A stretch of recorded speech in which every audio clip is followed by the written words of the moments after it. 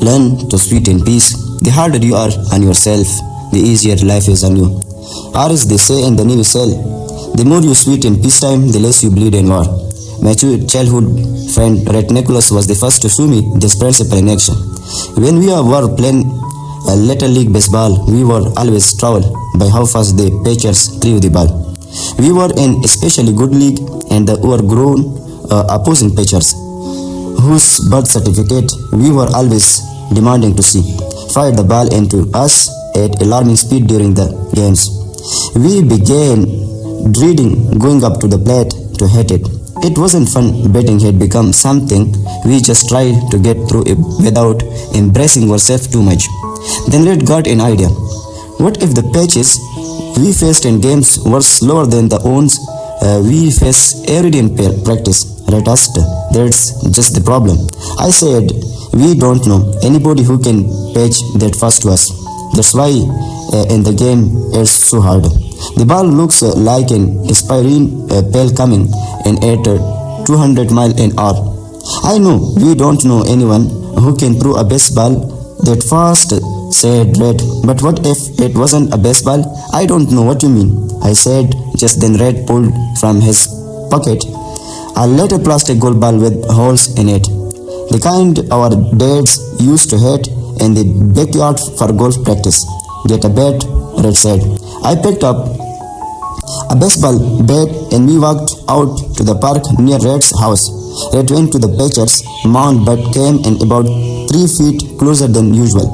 As I stood at the plate, he fired the little golf ball past me as I tried to swing it. Haha, Red shouted. That's faster than anybody you will face in Little League. Let's get going. We then took turns pitching to each other with this bizarre letter ball, humming in at incredible speeds. The little plastic ball was not only hilariously fast, but it curved and dropped more sharply than any little leaguer's pitches could do. By the time Red and I played our next league game, we were ready. The pitches looked like they were coming in slow motion. Big white balloons. I hit the first and only home run I ever hit after one of Red's sessions.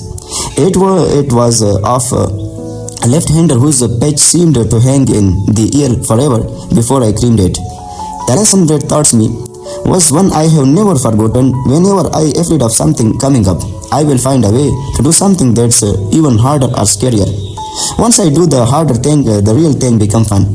The great boxer Muhammad Ali used to use this principle in choosing his sparring partner. He had make sure that the sparring partner he worked with before a fight were better than the boxer he was going up against in the real fight. They might not always be better all-rounder, but he found sparring partner who were each better in one certain way or another than his upcoming opponent. After facing them, he knew going into each fight that he had already fought those skills and won.